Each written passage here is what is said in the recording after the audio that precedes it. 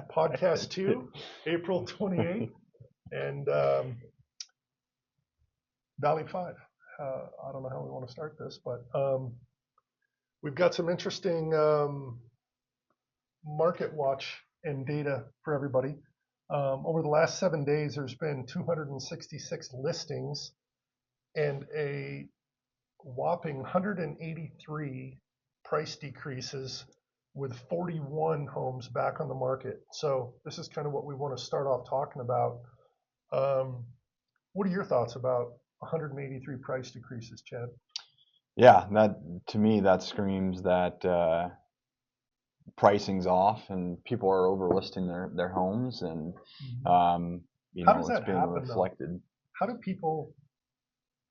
How does somebody feel like I'm going to allow a real estate agent to come in and list my house for more than what the market is currently bearing, so that when it sits on the market and looks stale after a while, um, now I'm in a position where I can't sell it for even market price Right. because it looks like damaged goods. Do you think sellers actually know that that's a potential outcome, or do you think they're getting duped into listing at a higher price from an inexperienced agent? Yeah, it could be a combination of both, right? Mhm. It could be the seller wanting to hit a certain price. Maybe they're backwards on some things, or they pulled out a line of credit off their house and they Yeah. need to recapture that, and so they're saying, hey, we got to get this price. And you got an agent that's saying, hey, I'll take it, and or they're coming in and saying, hey, Mr. Seller, we can sell it at this price, and it's not realistic, and they end up getting a price decrease, multiple price decreases before they can get that buyer in there. Why would an agent do that? Well, they could be desperate for a listing, right? But if they know it's not going to sell at that price, why do that? Well, they can lock in and get the listing, and then they can just decrease, and they're still going to get paid a commission. Right. So Right. that's the hard part when you see stuff get over. And then from a buyer's lens, they're looking at that and watching that property and seeing it drop multiple times. They're not going to come in at that decreased offer price. They're going to come in lower again too. So Yeah. that poor seller's getting beat up. Yeah, I think you're spot on. I think that when we know that, there's roughly 1,000 real estate agents in our market, and roughly 70% didn't do a deal. Yeah.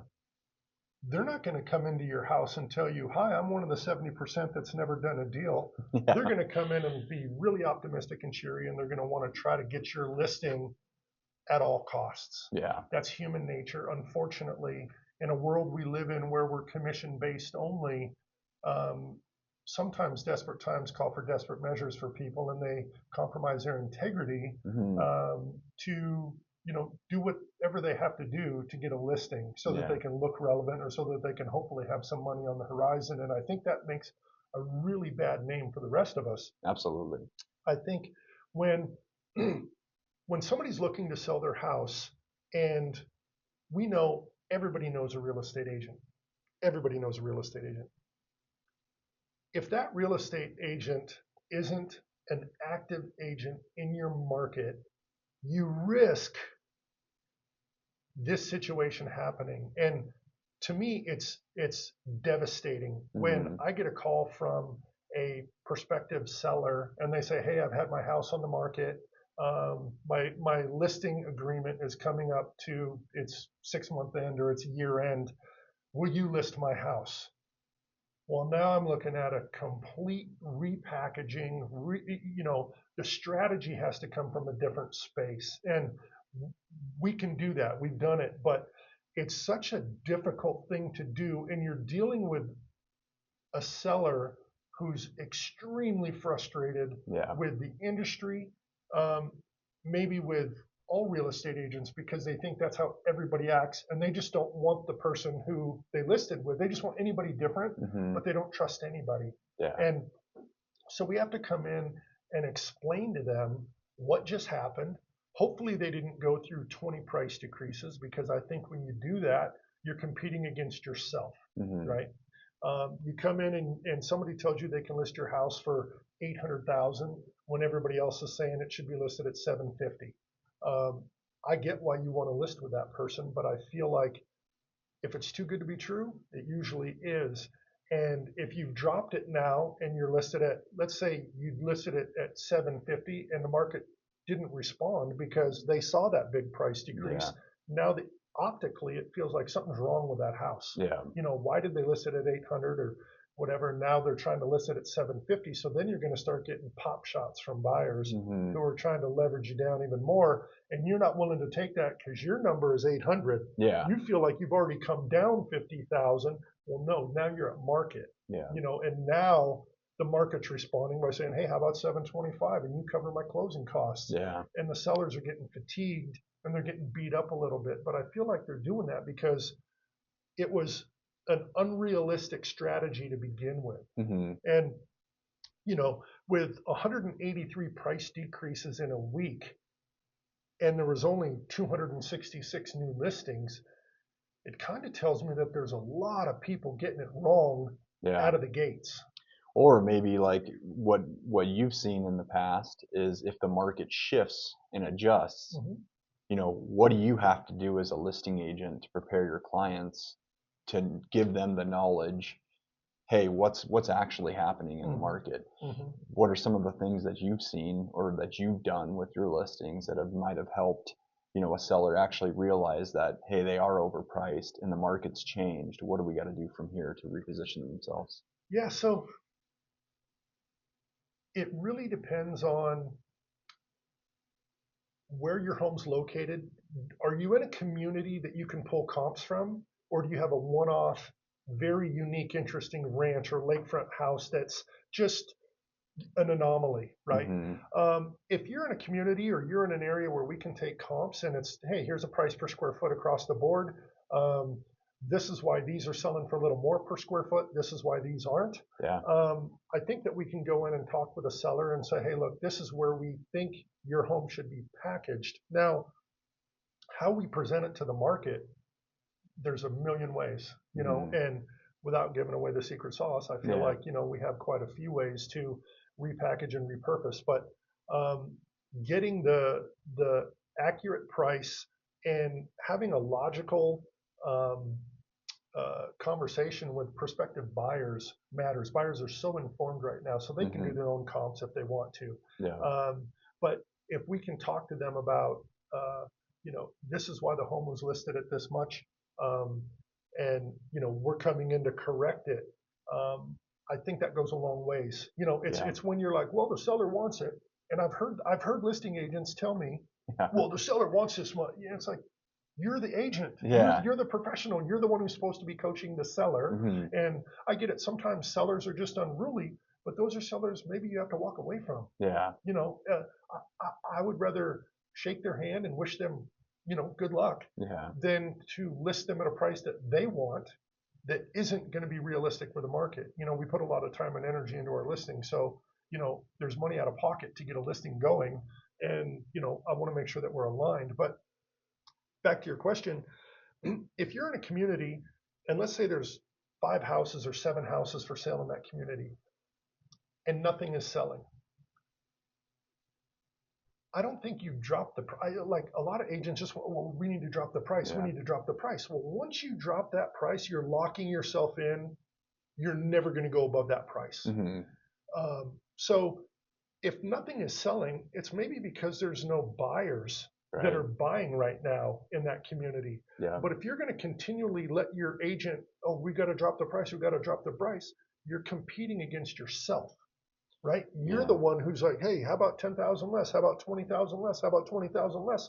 Well, when you do that 6 or 8 times or 5 times, whatever, and you're down 100,000 from your original list price, it just looks like damaged goods. And then you're the cheapest house in the neighborhood, and then you're looking for a specific buyer who's, it's just a tough way to go. And there could be some appraisal implications if you lower your price too much, where, if you list it at 600,000 and you come down to 500,000 and then you go list with another agent and they put you back on the market at 550 and then you get a buyer, And then the appraiser comes in and says, well, wait a minute, I saw this house on the market, because appraisers have access to the MLS, to the back end of the MLS. They can see what the prices used to be. And they see, well, it was listed at 500,000 and nobody bought it. And now you got it, so That's going to be hard. yeah, That's going to be hard for that appraiser to you could have some justify. challenges. Yeah. So, because the appraiser is going to protect the bank at all costs. Yeah. So, going to market initially is crucially important to get it right. Your strategy has to be spot on, and you have to be able to justify it. We're past the days of, oh, a guy from California came in and paid cash for my, yeah, that happens, but you're really, really rolling the dice if that's your strategy. If you're going to lead with that strategy, that's going to be a tough one to get back if it fails. Yeah. And how long are you going to sit on the market? Yeah. Patiently waiting for that buyer to come out of the woodworks, Yeah. to hit you with that 750 cash offer coming out of California. Yeah. Yeah. So a little bit further down the line here, we have 144 homes closed. That's great. But with the expireds and the canceled listings and the withdrawn offers, that was 75 properties. And again, that's, to me, that's strategy. It's maybe getting under contract with somebody that you weren't confident about getting under contract with, or maybe your listing agent didn't vet the buyer properly.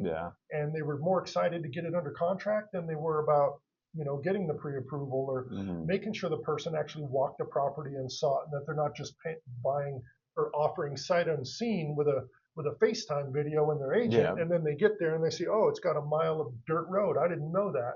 I don't want to.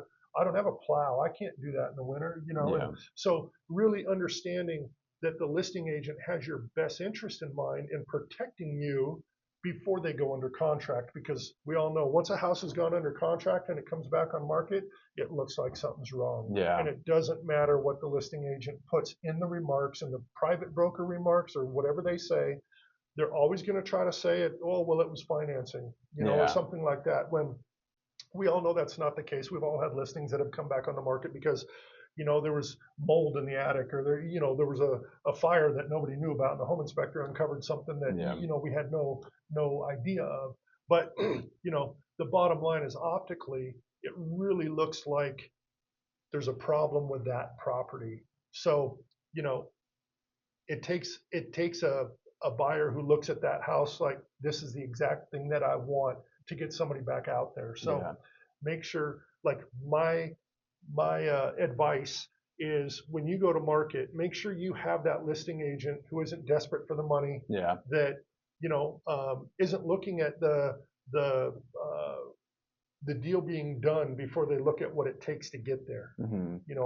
It's so important.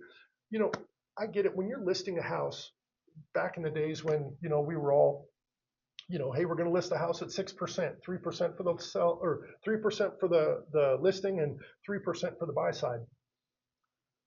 It's real easy to do 3% of 700,000. I'm looking at a $21,000 payday. It's real easy to take your eye off the ball and just, hey, we got a buyer, it's under contract, I'm going to let everybody else do what they do. That's not a savvy agent, in my opinion, right? The savvy agent's like, well, wait a minute, who's the buyer? Why do they want this place? Have they done their commute? Do they know what it's going to take to, who is the buyer? Like, if you're not protecting your seller in a way that goes above and beyond all the little intangible things, I think you're doing a disservice to the seller. And now with us, Valley 5, we're 1% listing fee. So if you sell that same $700,000 house, we're making $7,000. We feel like that's a lot of money, but it's not money where we're looking at it like, oh yeah, I can't wait to close and I'm going to buy a new car. It's like, it's just another transaction that we're doing. We're doing everything the same way. The process, everything is standardized in our firm, and we're doing what we can to protect the seller. And I feel like with these types of numbers, I don't feel like that's the case. And I'm not trying to throw anybody under the bus. I'm not trying to say other agents are bad. I know that things happen, but I feel like this is a pretty high number when I see 183 decreases and 75 that are canceled, expired, or withdrawn in 1 week. That's a high number to me. That's huge. And I think too, with these people that are seeing their houses getting canceled or coming back on the market, whether they fell out from an inspection, or if there was, financing stuff or anything like that, we're able to help not only save them money from our listing fee, but we're also giving them that full service representation, because what's important to us, not only that we're serving them and helping them save money on the listing fee, but that we want to do the best of our ability to let them know that they're having the best possible service, no matter what the price is. And we don't want to be looked at and have sellers go back on the market and hurt their property more, or have expired or withdrawn listings because we weren't doing what we were supposed to, and advocating for our sellers, and finding that right buyer and making sure the due diligence is getting taken care of correctly from that buyer's agent. From when you look at the canceled, expired, withdrawns, for somebody that might be frustrated at that point, where their property has expired and they don't know what to do from here, what kind of advice, experience that you've had, Roger, in the past that could help these sellers have a breath of fresh air with us to be able to talk to them, show them, hey, this is something that we can do, and maybe talk about looking past that net number that they might have their eyes set on from what their agent has came in and said, oh, I promise you we can get this out of it, and it just not being true. Good question. And,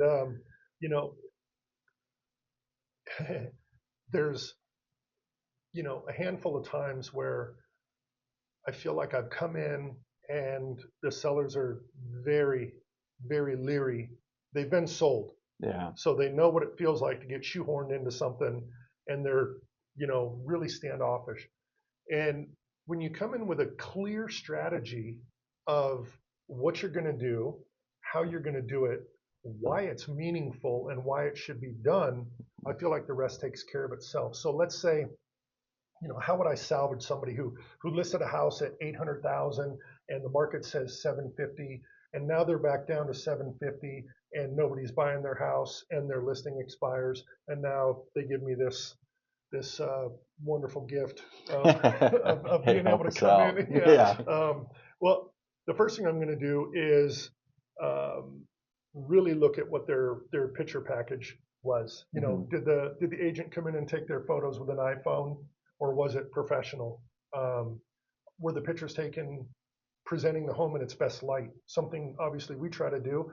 We'll wait for the next nice sunny day. Yeah. We might get there in the morning and do a sunrise, and then get there in the evening and do a sunset. Light hits a house at a different time in a different way. These are things that we just do, and it's all at 1%, but we still do it because we know it's hypercritical. You get one chance to make a first impression. We've all heard that, but it's never more true than in real estate. When you're selling the biggest asset you own to somebody who is looking at it and just hoping that it's the right thing, they need to see it in its best light. Yeah. So there might be things that we do.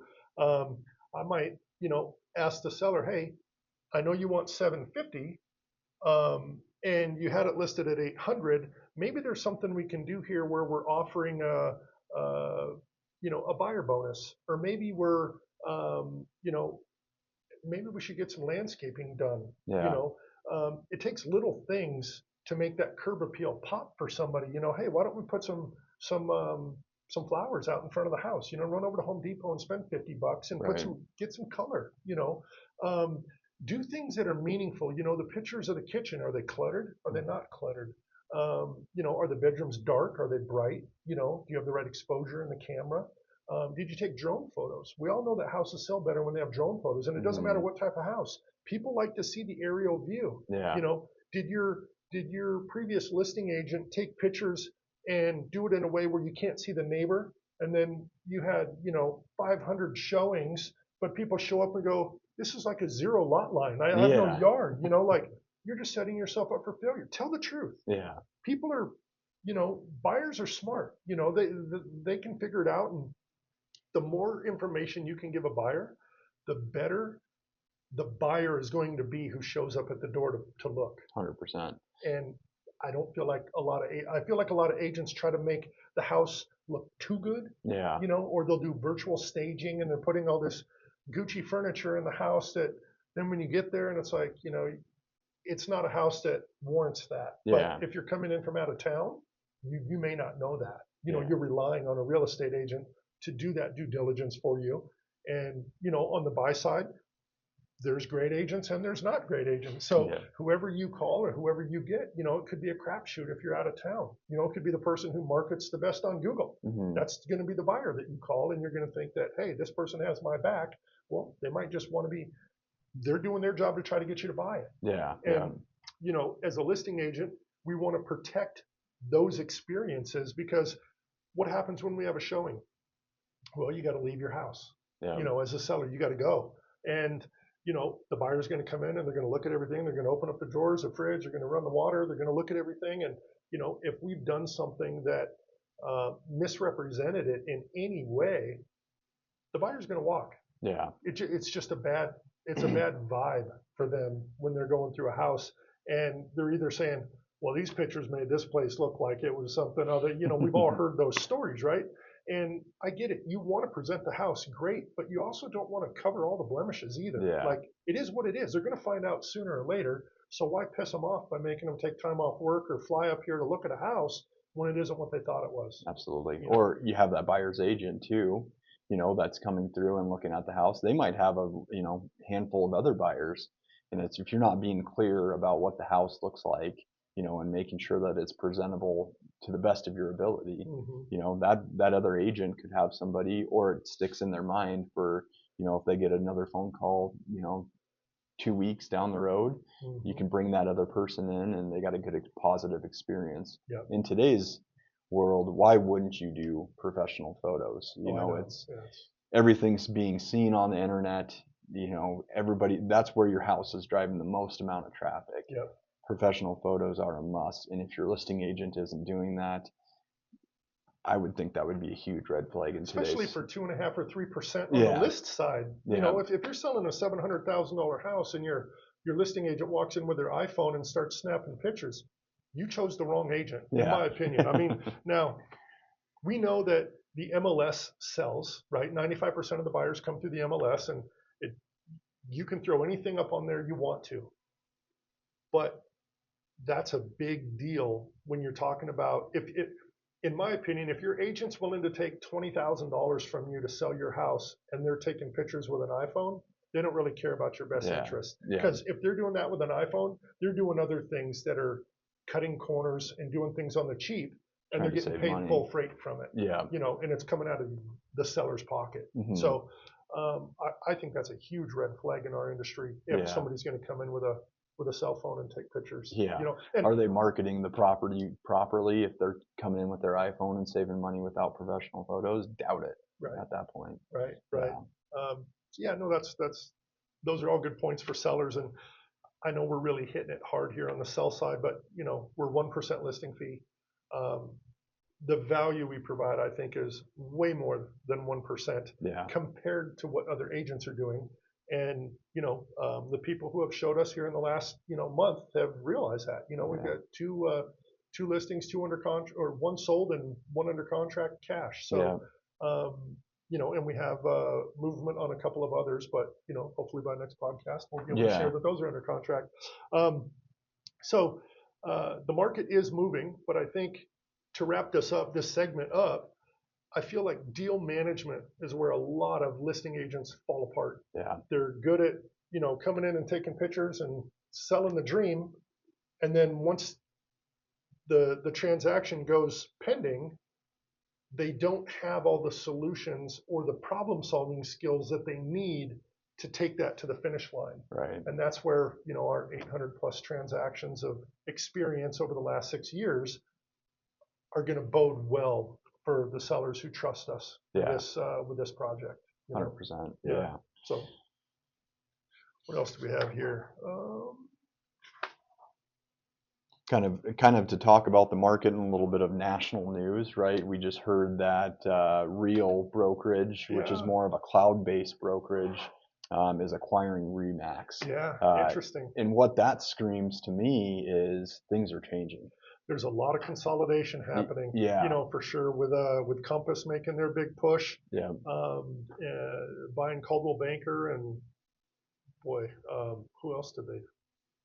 yeah. I think that Compass is looking to acquire anybody and anybody at this Yeah, point. yeah, and with the Chicago MLS is looking at maybe going national, Yeah, so we might have one MLS or one option for people, but I feel like that's going to fall flat. I don't think that that's a good idea for people, only because I feel like um, there's already established MLSs, yeah, and they're all tied in to the same, portal anyway. hmm Every real estate company that has access to any MLS has access to all the MLSs really when it yeah, comes to their listings and stuff. So um, I think the private listing thing that some people are fighting for, Compass being one of them, I think is a huge disservice yeah. to sellers.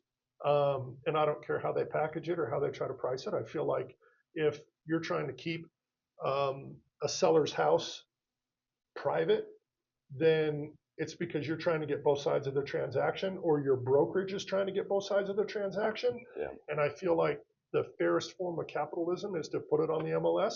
And, just because, let's say you list a house for $1 million and you run it through everybody in your brokerage and nobody has a buyer, and then you don't share it with the public, well, you've just immediately crossed that threshold of, hey, we're going to do our clients a good service by managing the entire transaction, to we're keeping it for ourselves Yeah. so that we can get paid.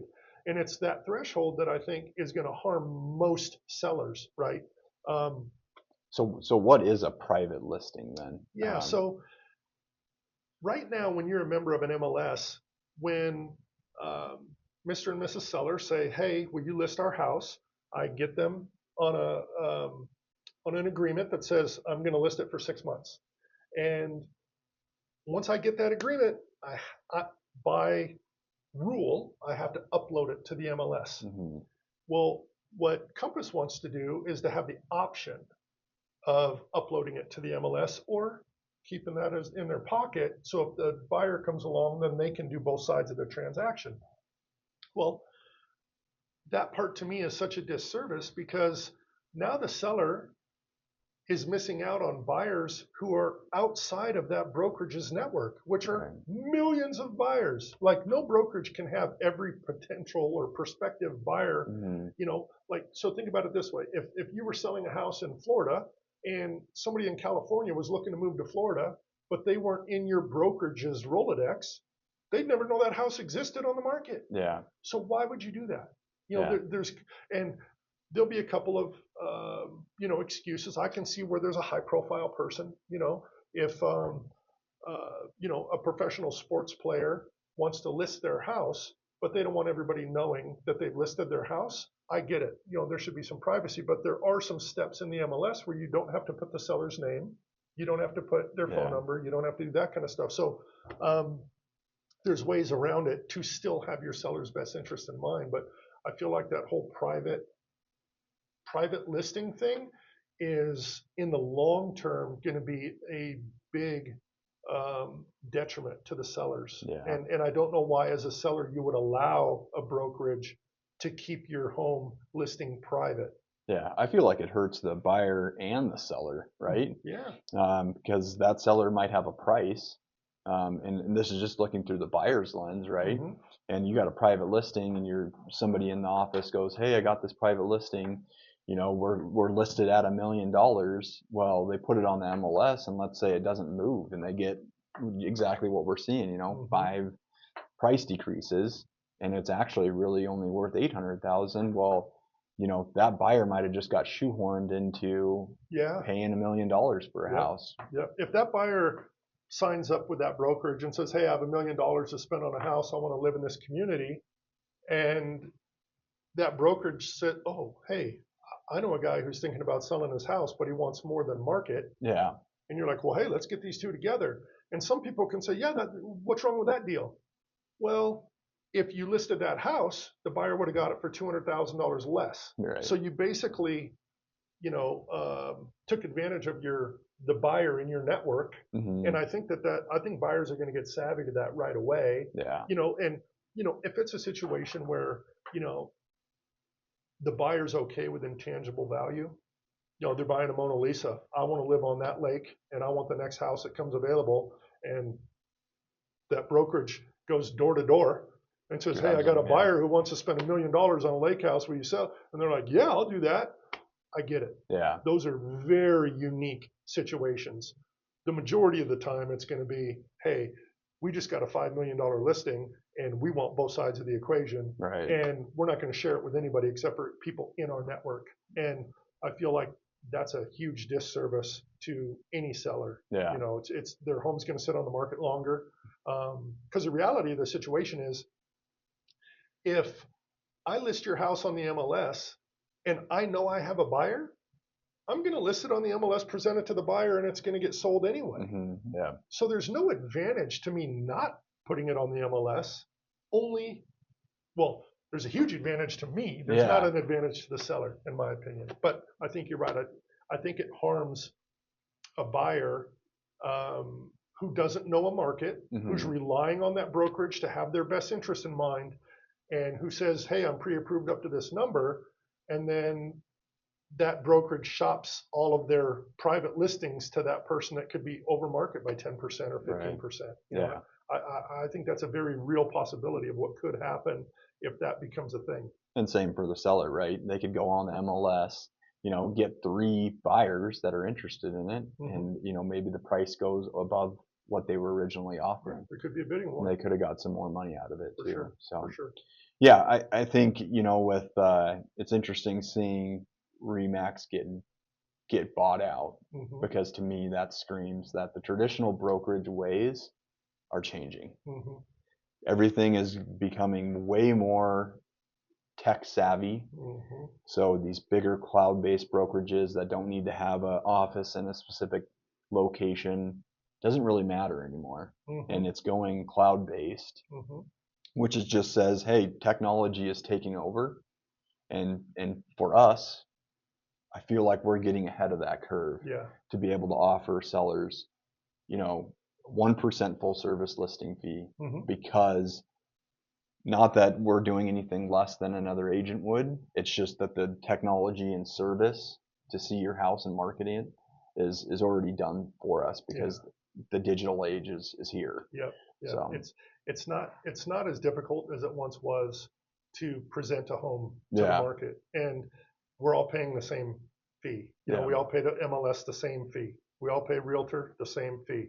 So we're all in the same playing field.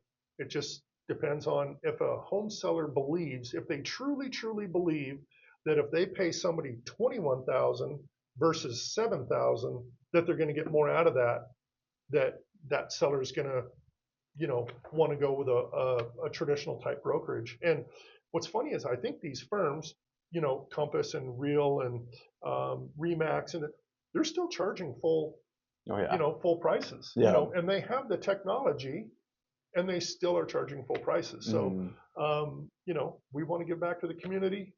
We're a smaller boutique brokerage, and independent.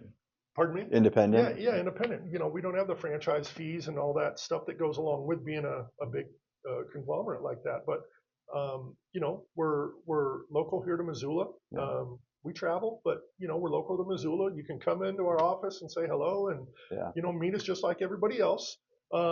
And I feel like that's important. I feel like it's important to be, to have a brick and mortar. It's not impossible to do it without, but when you're meeting your seller at a coffee shop, or and it's like, how do you hold that person accountable? How do you can't show up at their office and talk to them? It's they're just kind of floating out there, and yes, they can get it done. And I've known some agents that do that, but I feel like having an office is nice. It's nice for the public to know that they can find you when they want to find you. And I feel like that's what we bring to the Missoula area, is that knowledge and tangible and experience. Absolutely. And we get to sit here and do awesome podcasts like this and not have background noise. For sure. For sure. What else do we want to cover? It's good point. Oh, interest rates. Interest rates Yeah. haven't really done anything over the last week. In fact, they've gone down just a little bit. Looks like a 30-year conforming is 6.253% on a national average, which is down 0.024%. A 30-year jumbo is at 6.5, 6.541, and that's up just a touch. FHA, they're down a little bit at 6.056, and VA's at 5.841. USDA 30-year 6.109, and a 15-year conforming is a 5.62. So what could you see from a selling standpoint? You got a buyer who comes in, says, hey, it's a conventional offer, versus you get somebody that comes in that's FHA or VA. Now that buyer is getting a discount on rate, right, compared to a conventional. But what would that mean for a seller, right? When you're looking, you get an offer on your listing, and it's a conventional offer, or it's you get an FHA or a VA. What type of things are you trying to educate your seller based on those? Yeah, good question. Financing. So there's a vast difference. Yeah. If you get a conventional buyer, conventional loan borrower, that means they don't have to fit into a specific bucket lending wise. They just have the money, they have the credit, they can buy the house if they want to. When you have an FHA or a VA buyer, sometimes they fit in that same category where they could have gone conventional, but now they're going to go VA because they're getting a benefit to it with an interest rate, or VA has a bunch of zero down programs and other things like that, no loan origination fees or low loan origination fees, stuff like that. FHA has some protections where they allow a higher risk borrower borrow money to buy a home, but they have more contingencies on it. So when we have a seller and we have two offers, one's conventional, one's FHA, we need to understand the seller needs to understand that the FHA appraisal is going to be a lot more strict. Can't have any peeling paint on the house. You got their appraiser, not to be confused with home inspector, kind of wears a home inspector hat and runs around the house, gets in the attic, looks in the crawl space as an appraiser to make sure that things are acceptable to those FHA regulations before they will loan that. Where conventional, not so much. If you don't have enough insulation in the attic and the conventional borrower or buyer looks at it and goes, oh, I'll deal with it later, they can do that. FHA, full stop. You got to get that done prior to closing. So it makes that deal management and the transaction a little bit more difficult to navigate. But as long as you've been through it several times, you kind of know how to manage those aspects of the transaction, and specifically those aspects of the FHA appraisal or the VA appraisal. Just making sure that the seller's aware, then they can make an informed decision. And I've had several times where I've had conventional offer, FHA offer, and we've gone with FHA. And I've had several times where we chose conventional. It's specifically on the strength of the offer, and what we feel is going to get us to the finish line with the least amount of hiccups and hurdles. And I think that speaks to transactional volume, right? You've had the experience of seeing what it takes to get an FHA, loan to go through, and you have a little bit of insight when you go do your listing appointment and you're there with your seller to know, hey, if we get an offer that's FHA, this is potentially what they're going to have you're going to have a condition on. You got some peeling paint around your door jambs, that's going to have to get addressed, or you missing a handrail, those type of things that you can help educate your seller so that they're not caught at the tail end of we're trying to get this thing closed up by the end of the month, and you got a condition that comes in on the appraisal, and now it's like, oh crap, I got to go try to find a handyman or somebody to get this stuff done before we're able to close. That could be very stressful and difficult especially if your seller's moving, right? And they got all their timelines in place. Catching that beforehand, and preparing them is such a huge advantage. The appraisal's usually 3 to 5 days before closing, right? So you're running into that when your foot's out the door. Literally, your home is empty. It's in a moving truck. You're ready to go. and then all of a sudden things start to go sideways. Yeah. And we prevent that at all costs. Yeah, they might be thinking they get through their inspection period and hallelujah, we're getting this thing closed up, no, Yep. and then that appraisal comes in Yep. and yeah, value's there, but there's some conditions that Yep. need to be met still. Yep. So And here's the other part of that too. You get the seller, they're in a moving truck, they're getting ready to move out. Well, does that give the buyer more leverage or less leverage? right, Now they're going to say, oh, I don't want a handyman. I want a licensed and bonded contractor to come in and fix this. And I'm going to come in and re-inspect it when it's yeah, done. And I'm going to do, and now the sellers are like really shelling out money because they got one foot out the door. They're not going to put everything back in the house. And, so working with an experienced listing agent is yeah, absolutely going to help you through that process in a way where there are no surprises. Now, can't guarantee everything, yeah, but I 99% of things can definitely be foreseen if you've been through it before, yeah. and that's where our transactional experience helps. Yeah, and I think it's so important too, the way we structured our brokerage at Valley Five is that we all three work as a team. Mm-hmm. So me as an individual agent, if I go in for a listing appointment, I might miss something like Mm-hmm. that, right? Where either you or Bridget or myself pick something up like that, Mm-hmm. like, hey Roger, do you remember seeing, they were missing handrail, Yep. in this area. Oh, like wow, I missed that part. Yep. These are all things that I think help you, keep an eye on things Oh yeah. through the transaction to where we get an offer, we're all three looking at it. Okay, what are the pitfalls that might happen with this Yep. offer? Yep. Rather than myself just looking at it and going, hey, great, we got a full price FHA offer. You might chime in and say, wait a second, we might want to be careful here. Yeah. So Yeah. No, yeah, that's a great point. And you know, again, with strategy, listing strategy is hypercritical. And when we're getting ready to list a house, if the seller is aware that their buyer pool will expand if there's no cracked glass, yeah, that there's no peeling paint, that the home actually conforms to FHA and VA standards, we can take a week to knock those things out before we yeah, go to market, and then we expanded our buyer pool sometimes by orders of magnitude, and those are critical. Instead of just listing it and then having that person come forward, and then you get stuck as a seller with the buyer dictating to you how they want things fixed, yeah, or they're not going to move forward, or you can put it back on the market, or what. How about we do all that ahead of time? mm-hmm. And then when the house gets seen the first time, it's seen in its best light, and you Yeah, have the most exposure to the most buyers out there. I think that's a big deal. And when you address things and you fix things before they go to market, you can have a handyman come in because the yeah, buyer's going to have a home inspector and an appraisal anyway. So as long as those paints, like you could have, you could go paint your house, yeah, or paint some trim just to make sure that there's no peeling paint.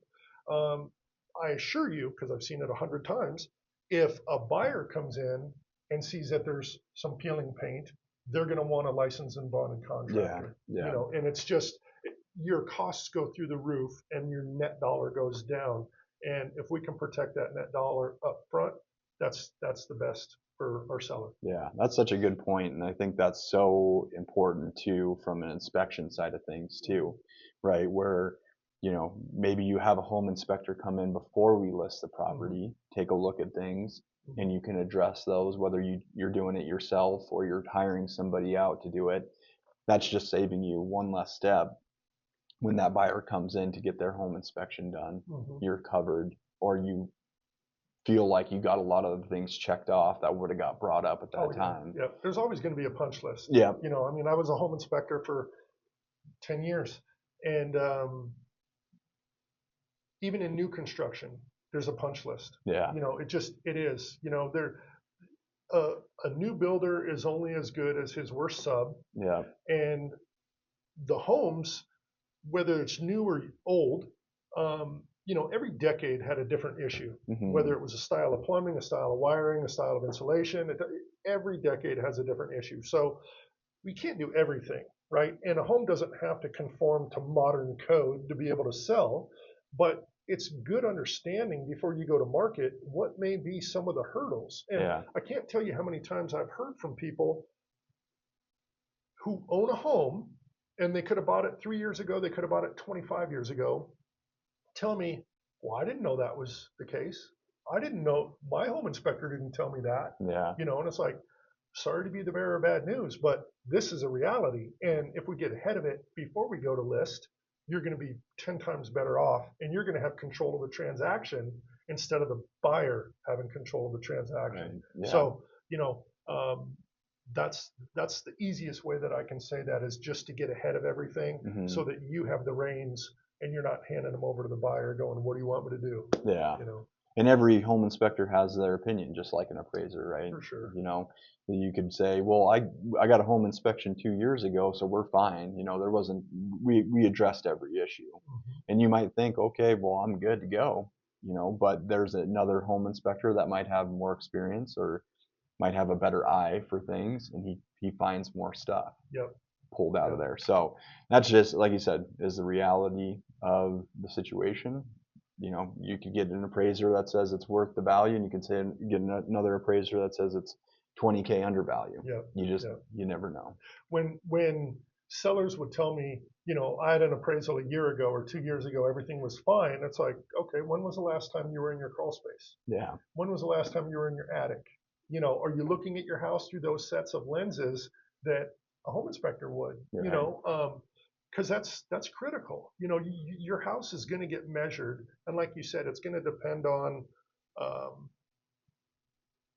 the quality of the home inspector as to how well it's going to be inspected. And we've all seen the home inspectors that take 6 hours and don't really understand what they're doing. Yeah. And we've seen the guys that can go in and knock it out in 2.5 or 3 hours and do a fantastic job. Right. So it really just depends on who's looking at the house and what they're trying to prove and how they communicate things to their buyer. Yeah. We've seen the home inspectors who are super alarmist and they want to scare the buyer into everything and they can't believe that this hasn't broken or fallen down or can't believe nobody and the fix could be as simple as changing an outlet that's not GFCI in the kitchen to an outlet that's GFCI, and that's a $15 outlet. Yeah. But some home inspectors might say, I can't believe somebody didn't get shocked yet. And you're like, wow, really? It's like it's just an outlet. We didn't have GFCIs until the 80s. Yeah. So what's your objective as a home inspector in scaring the buyer? But when you do, unfortunately, the seller is now passing the reins. Yeah. Right? Because that buyer's, well, my home inspector said that the whole house could burn down. Yeah. Okay, now we need to, walk this back a little bit, and hopefully that the buyer's agent can help soften that. But when the home inspector says something like that, it comes from a position of authority, and the buyer's latched onto that. And, no matter what, they're going to want whatever that home inspector called out addressed. And if we can get ahead of it by replacing some $15 outlets in the kitchen, let's get ahead of it. Yeah, it's a no-brainer. Yeah. Or just like what we saw, where the home inspector went in and put the radon detector in the crawl space. Yeah. And we're asking the right questions from the listing side. Yep. Hey, where was the monitor placed? Where somebody that doesn't have the transactional volume might just say, oh, well, we got a high radon reading, we got to mitigate it, right? Yeah. We can at least start to ask some due diligent questions of, hey, where was this put? Were you getting the proper readings? Let's see the results and the timestamp of the radon. Right. Right. So getting clarifying questions like that, I think, it's huge. Can save that seller. Radon mitigations around $2,500, depending on what needs to be done. So, that alone, you have a better reading just by putting it inside the house than even in the crawl space. And that's what it calls for, is the lowest level of the house. You want it in a conditioned environment, and that specific inspector, without getting too far into the weeds, he felt like if he tested in the crawl space and the levels were below 4, which is the threshold, that he wouldn't need to test in the house. So he felt like he was going above and beyond for the prospective buyer. And when I try to educate him that even if it's below, let's say it's 2.5 in the crawl space, the house could have a negative pressure situation where it's sucking air in and then trapping it from escaping. Mm, And there's been plenty of situations where it's, 2.5 in the basement, but 8 upstairs, yeah. just because, or in the crawl space and then 8 upstairs. Well, you know, that's why they specifically tell you to test inside the house. Hmm. It could be an unfinished basement if that's a lowest conditioned part of the house, if that's heated or, you know, Yeah. but, um, having a listing agent who understands those things, like you say, and questions the validity of that test logically and objectively goes a long ways for the Oh seller, yeah. because then they're not going to have to, fork out a bunch of cash, like you say, to do some radon mitigation that may not need to be done. Yeah. You know, Or on the flip side, from the buying side, he tests that space and you get the negative pressure. Now there's radon inside the house. yeah, and You he know, and doesn't that test home, for it. yeah, that home Yeah, inspector missed that, yep, and maybe that's something that you catch and tell the home inspector, he retests. Well, you just helped your buyers, save themselves from having radon gas in yeah. their house too. Or So or you helped the other brokers, buyers. yeah, Like, yep, I mean, because we don't want anybody to get hurt, right? I mean, yeah, we don't want somebody to get sick. And that's just transactional experience and knowledge, and having been through this and seen so many transactions through, you know, so many lenses, and looking back, it's easy to see what I thought I knew, yeah, and now looking back and see what I actually didn't know. And I thought I was a seasoned, broker. yeah, You get 50 transactions under your belt. You think, man, I really know what I'm doing. yeah, Well, that could be like 4 houses, 3 houses in each decade. Not even that, maybe 2 houses in yeah, each decade. And that's not a lot of experience. yeah, Yeah, volume is important. And, with 1%, we work on volume, and we don't cut corners. It's not like we are doing less. I would argue with anybody, any other agents out there, that we provide at least as much information, knowledge, and service as they do, if not more. yeah. Well, I think between the transactional volume that you've had in real estate, but then also in home inspecting, Hmm. you've probably seen over 1,000 plus houses. Oh yeah, no, I've Through, inspected more than that. yeah. Yeah, so. And I think that's huge. That's a very important process Mhm. for a buyer, is that home inspection period. They get to learn their water shut off. Mhm. They get to learn how their utilities are used in the house, what type of maintenance is done, Mhm. and then of course your defects, which you hope that there's not a whole lot. But Mhm. that's such an important part of the home buying process that I feel like we bring another step to the buyer Mhm. by having that transactional volume, to where we've seen these things and you've got the home inspection background too. So you can kind of get your eye on stuff maybe Mhm. before they even get their Oh home yeah. inspector. So Yeah, definitely, yeah. definitely. And as any home inspector will tell you, once you've been a home inspector, you can't not inspect when you Yeah. walk in a house. You're just constantly looking at things, and and it's a curiosity. I mean, you either have it or you don't. Hmm. And if I can utilize that to inform a seller or a buyer, um, you know. My thoughts and opinions on what I think should be changed or updated. Yeah, I'm certainly going to utilize that, and help people make the right informed decision. absolutely. Yeah, I agree. Cool. Should we wrap it up? Yeah. All right.